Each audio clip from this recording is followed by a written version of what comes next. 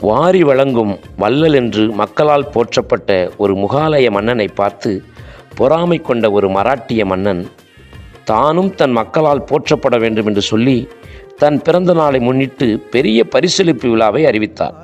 மக்கள் ஏராளமானோர் வந்து பரிசுகளை வாங்கி மன்னனை பாராட்டி சென்று கொண்டிருந்தனர்.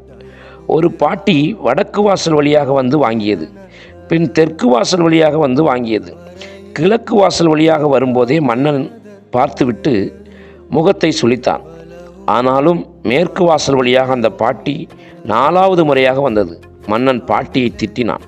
பாட்டி சொன்னது, மன்னா, அந்த முகலாய மன்னனிடம் 16 முறை சென்றேன், கொஞ்சம் கூட முகம் கோணாமல் எனக்கு கொடுத்தார். அவர்தான் வள்ளல். உண்மையாகவே உமக்கு வாரி வழங்கும் குணம் இருக்கிறதா என்று சோதிக்கவே இப்படி செய்தேன். மன்னன் வெட்கி தலை குனிந்தார். அன்பானவர்களே, பொதுவாக கர்த்தருக்கோ ஏழைகளுக்கோ கொடுப்பதை குறித்து சபையில் பேசும்போது அதன் மூலம் கிடைக்கிற ஆசீர்வாதங்களை சொல்லித்தான் தூண்டிவிட வேண்டியதாக இருக்கிறது. அது அவ்வளவு நல்லதல்ல.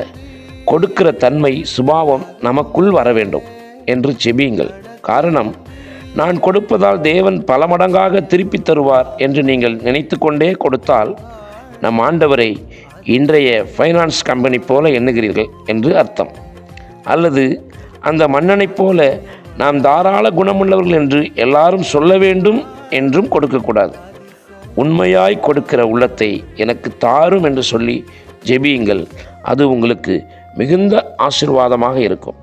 நீதிமொழிகள் 11:25 இப்படியாக சொல்லுகிறது, உதார குணமுள்ள ஆத்துமா செழிக்கும்.